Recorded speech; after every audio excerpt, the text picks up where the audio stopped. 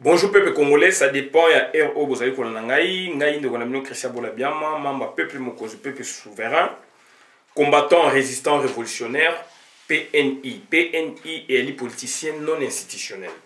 Bande Konangaï, tu es qu'on va le Makambu, Etali Moïse Katumbi. Moïse Katumbi, Azali Nani, Moussani, Nazali Kosala na Congo. C'est très important, Bande Konangaï. Tu veux parler à Moïse Katumbi parce que situation oyo ya mboka na biso ndenge ezali kokendele ezali malamu te. Et tozala batu ba bengi ba politiciens puisque biso tozali do ba résistant ba combattant ba révolutionnaire. Donc Moussa na biso ezali ko dénoncer puis ko proposer to proposa donc biso peuple mokonzi to proposa na Moïse Katumbi ndenge azawana. Na sepeli donc na commanda eso bokechwa ya mbovie di bolombo balobi par ya vérité oyo batu balobaka n'importe quoi sur peuple mokonzi par rapport ya contact na Moïse Katumbi. Biso to solliciter ki bangote bango ba solliciter ki biso. Donc on a landaki ndeko Fabrice FM na compagnon naé donc balobi ke barosala prochainement émission spécialement sur ces aspects-là. Mais l'essentiel a été déjà dit. En tout cas, merci mingi na Yaidi Bolombo, na Bokechu Wayambo, na Commandé Eso, donc Bokrevaki absé. Puisque eloko wana batu mingi donc balobaka o esengeli baloba. Ba critiquer puisque ba critiquer. Mais l'autre comme la dimension moussous. Association bandeko nangai na monde partout, parti politique association tant bozali ko mata ba contact eyaka.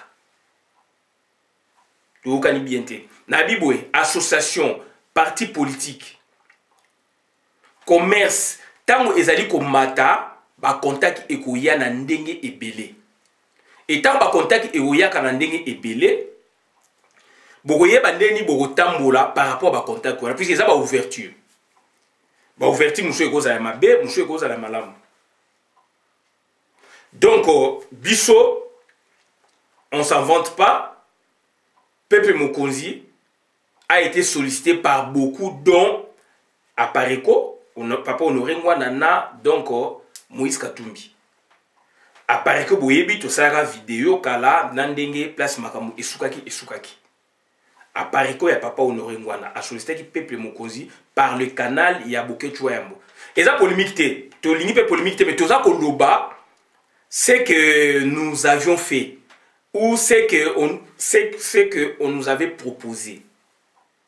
Parce que tu as proposé bino parce que ba moni et loko moko ya travail et pas na bino. Donc il faut bokende ou bokende te.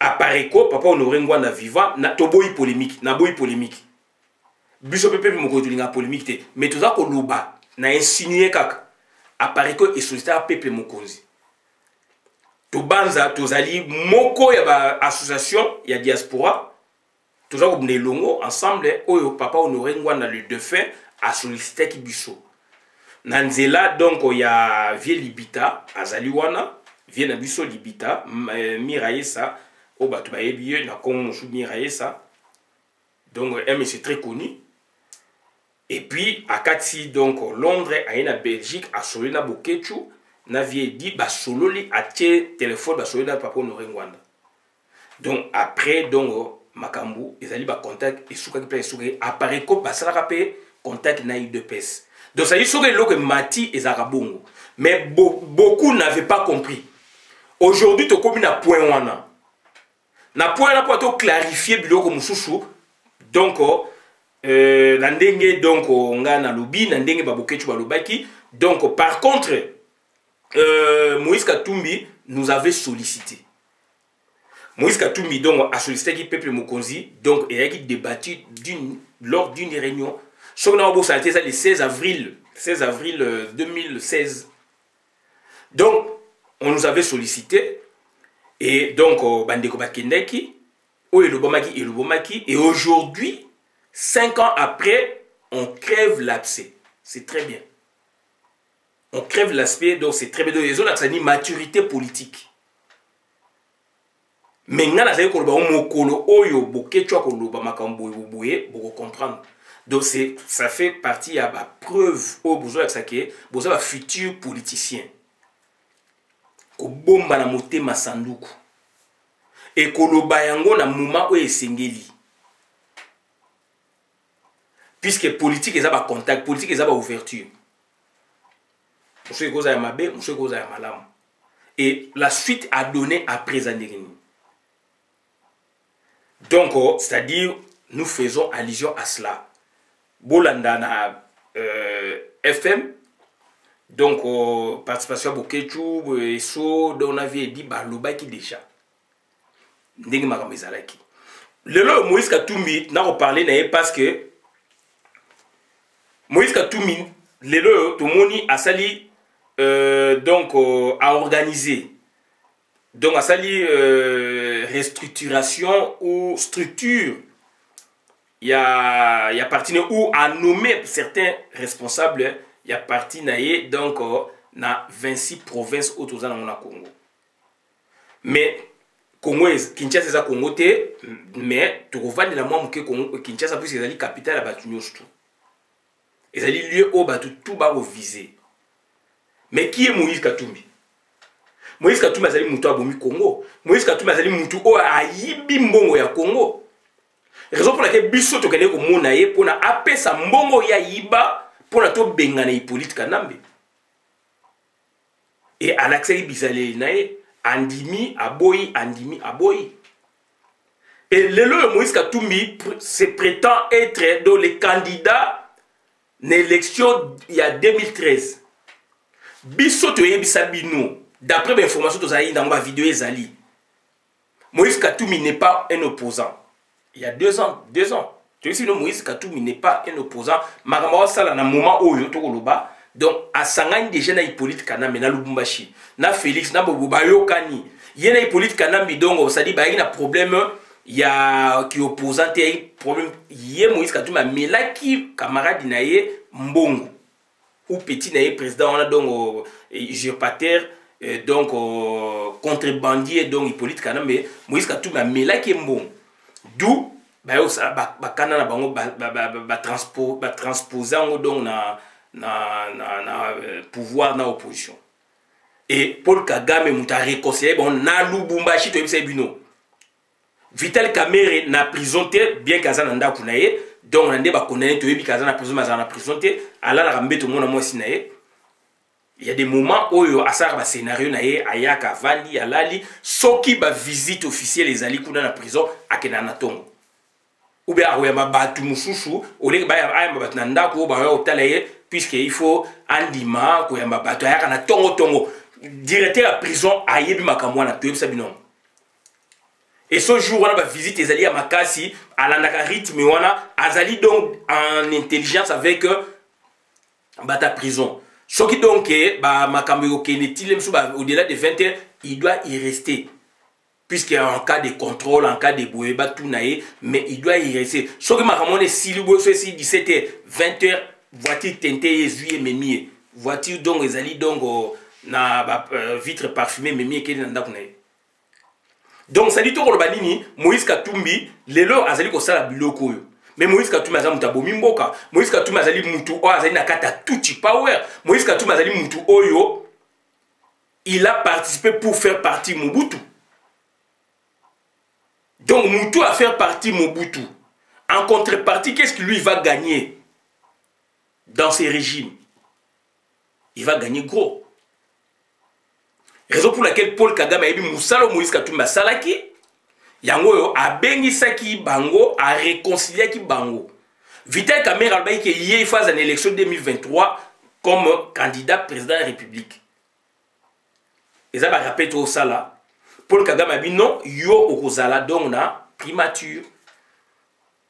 Et bon mon qui période mo batikelier c'est lui qui était l'homme fort. Président, il y a donc directeur de cabinet, il y a président de la République. Et tu y bisabino ba touti ba utiliser ba outu modéré puisque ba outu modéré ne ba travailler ba touti o azali normal mais outu azali normal puisque ça banto ko travailler ba tutité bango baza ba modéré donc baza toujours ba pesa bango ba monnaie de singe basali yango na pasteur Bizimungu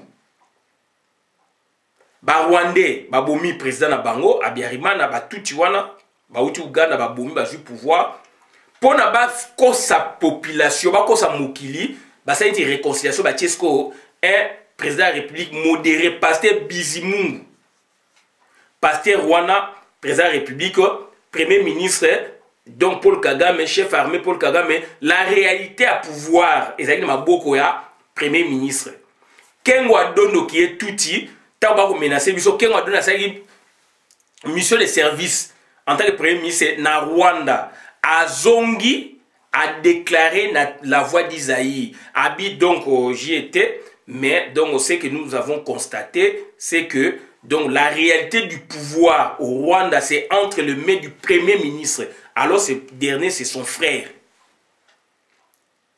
alors ce dernier c'est son frère babimisa ki mbongo na banque d'Isaïe na ministre au Azalaki donc gouverneur à banque Azalaki wana jamboleka $500,000 babimisa kango to ça vidéo na maître Ken avec agent de sécurité kuna $500,000 na sima maître Ken bazu yango batie na mutu ya maître Ken mutu bataza na mbongo te babimisa ni effort de guerre pour ba benga na Mobutu Kengo Adono avec son frère donc jamboleka nana ngo oyeba ki jamboleka azali ndeko ya Kengo Adono alors boko benga aza mutitela mais une partie azali ndeko ya Kengo Adono mama lek mama kutu batuti et ça parenthèse donc batu wana basali que Mobutu akende et lelo yo ye azana kata rapport mapping ye Moïse Katumbi mais il se sent libre na Congo.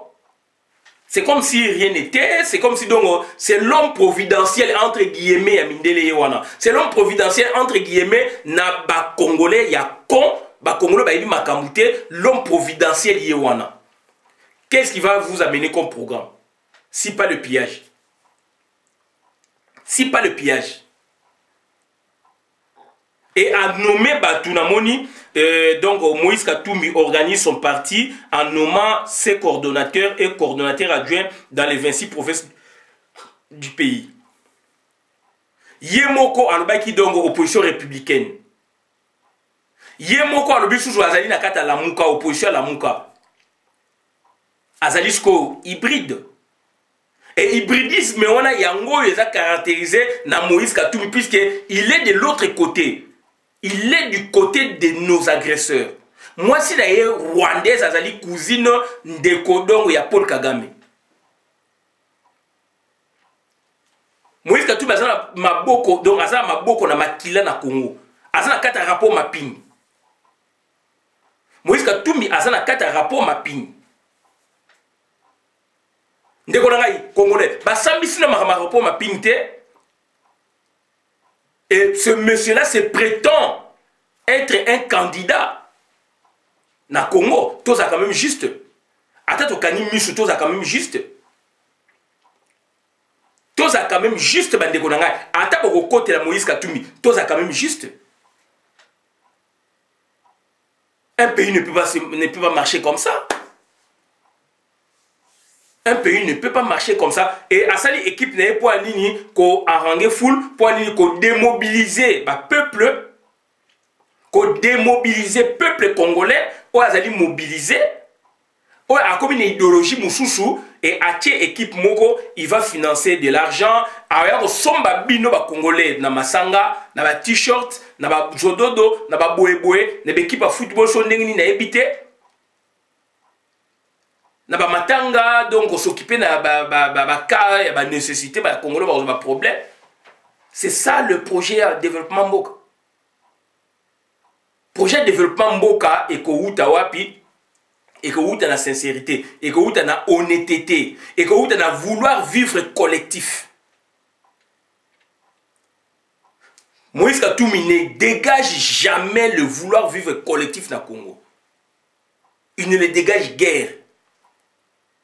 Puisqu'il est incriminé dans les rapports mapping. Donc il doit d'abord passer là-bas, dans le rapport mapping, dans le tribunal où bimaka. Na makambu oyo Congo lobby kalate tokocha yango. il faut Moïse Katumbi a passé dans Wana, à se justifier. Babomi Congo, basali Obama Lingaki pour la Congo. Et là maintenant, une organisation donc ezali ko laksani donc bazali ko s'attendre à quelque chose. Batie bino donc osadi ba tintin na kati ya na ville ya Kinshasa pour mobiliser de son côté pour démobiliser de notre côté. Et bah journaliste et chroniqueur oyo bandeko tozali koza un peu en phase na bango. Lobi boko mona bango ba kozala kota Moïse Katumbi. Ou alors bazala kana ba on kota Moïse Katumbi. Pour que ba parler na compte à Moïse Katumbi. Alors Moïse Katumbi azali mobomi na yo. Moïse Katumbi a bomi Congo. Moïse Katumbi a détruit Congo. Il n'est pas congolais.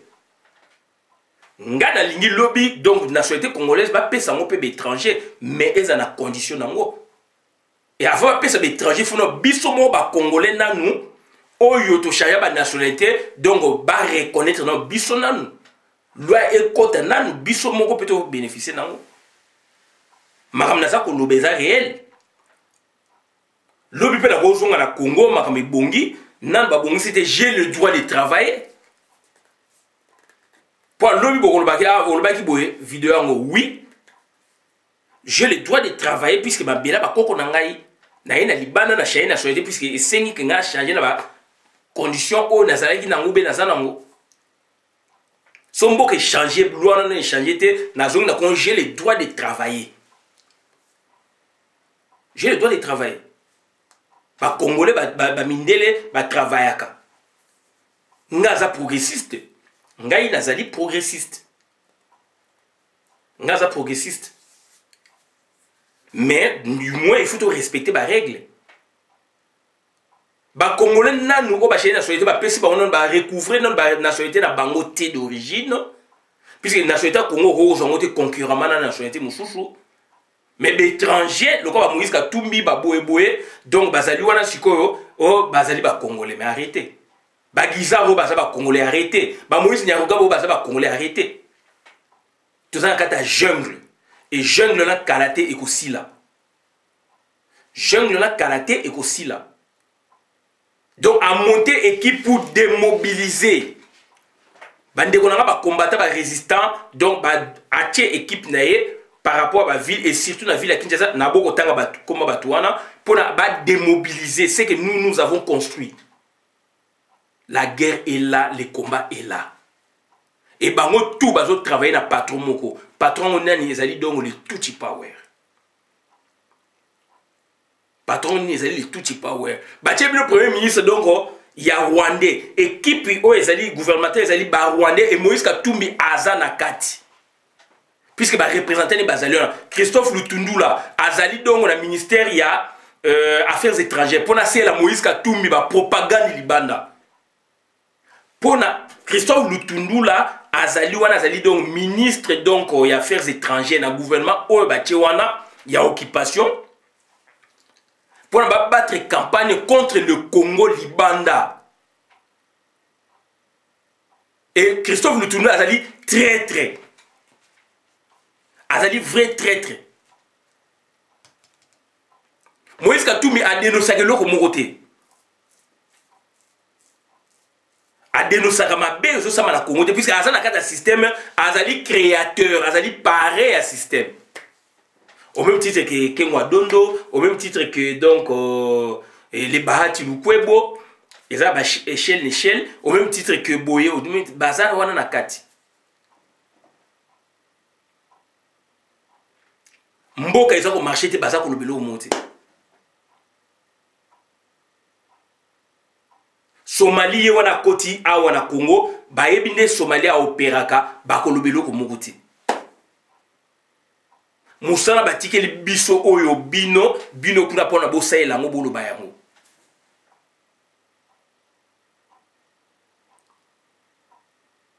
Do bande konanga sans révolution et loko moyo ko marché zati. Sans révolution et là comme on marché dans Congo exacté.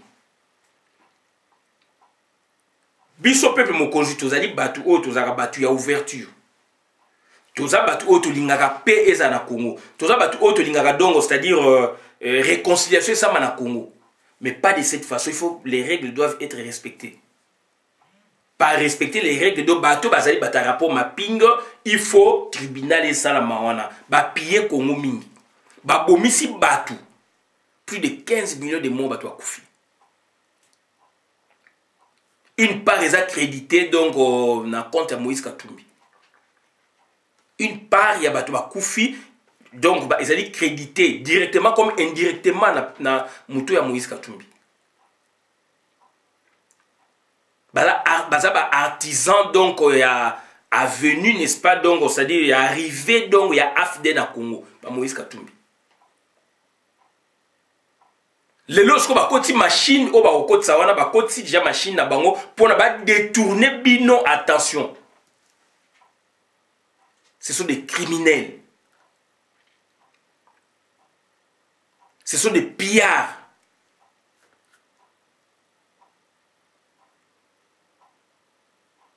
Baza ba contrebandier. Ba lingi ba moyen retort. Ba ndeko nange ezali passe mingi. Ezali passe mingi, ezali mawa mingi.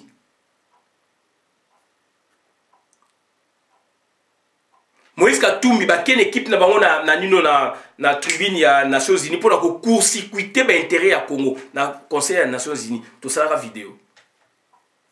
Félix Yé, bazaki moi batebele wana. Pour la court-circuiter l'intérêt à Congo.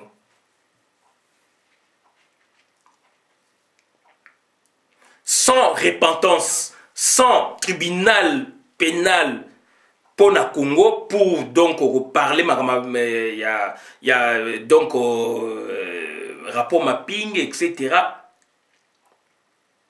Donc batouana bandeko na ngai bakokota na mitema ba congolais te ba ozana place na Congo te. Il faut donc une commission vérité et réconciliation. Il faut la justice transitionnelle. Il faut qu'il y ait justice transitionnelle. Il faut qu'il y ait justice transitionnelle na Congo. Yanga inayo. Sans lambo que marché te bandeko na ngai. Et Ezali passe mingi, donc lelo Moïse Katumbi s'est réorganisé, a s'est réorganisé pour lancer l'équipe naie dont on a 26 provinces. Na mbongo oya yibaki. A ba communication na ba province, a recréer ba télévision pour émettre ba opinion na yé. Ya bondoki, ya mabe. Et quand on a mis toi batou, à Robimsa Mbongo a yibi plus de 10 milliards de dollars par exemple, à Robimsa nous avons 20 millions de dollars pour vous avoir, vous les Congolais. Puisqu'il y a Bolingara Masanga, Bolingara musique, Bolingara Boé, donc il va vous avoir de ce côté-là. Il va vous avoir de ce côté-là. Et c'est ça le projet de développement Congo. Pour développer un pays, puisque vous allez criminel économique, il faut au sans ambongwana, au sans abiloko yozwaki, au zongi sayango na mboka, au sa ape boloko aussi, il faut ça boloko. Et Moïse Katumbi, il faut ça la boloko.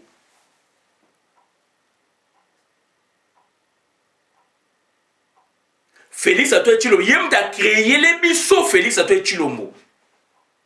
Yem da créé à sombi UDPS.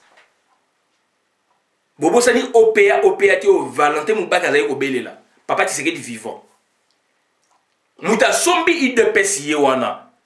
UDPS e comme blanchisserie. UDPS e ko blanchir ye. Pour ba tuba lingayi, ba mona ye malamu.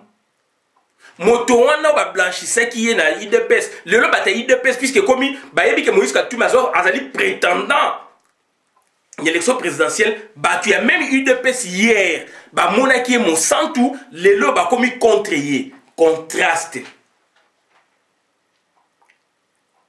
Moïse Katumbi a hypothéqué l'avenir ya peuple congolais. par le rassemblement.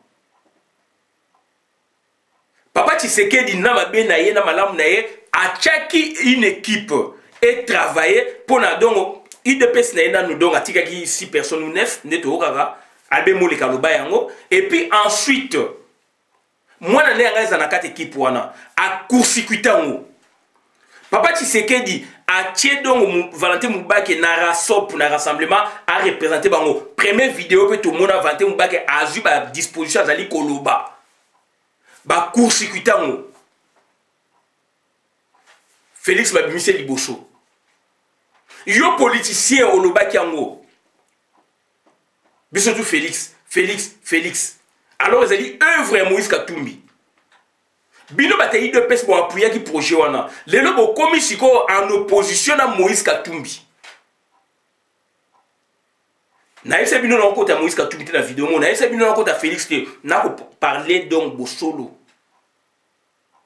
et ngana ko lobela Moïse Katumbi par rapport ya ba makamona ko mona azako ya nango mais bino ko Moïse Katumbi par rapport ya parenté ngana za côté parenté ngana za côté nation bino bo appuyer to biso to critica ki ngai na critica ki politique wana et Francis Kalombo cette fois-là aye ko loba quelques années après ou quelques mois après à lobi Billy les Ali que Félix avant d'aller à Bruxelles bangonde mutu taba moni disposition papa Tshisekedi atie muba qu'il faut azwa primature bangonde ba sommer Félix billet Francis Kalombo azoba que Félix azali ingrat vidéo ezali ba sommer Félix billet avant d'aller à Bruxelles billet yaka Moïse Katumbi donc ça dit mafia à l'italienne na kata Congo mafia à l'italienne na kata Congo. Donc mafia politique à l'italienne bandikunanga do nakata Congo. Et Moïse Katumbi donc c'est-à-dire Francis Kalombo a dévoilé qui biloko ye basalaki. A été qu'à venir et confondre bango. Et le loyo bango va prétendre va réorganiser parti na bango c'est leur droit et donc va démobiliser ba troupe au biso to mobiliser contre ce système.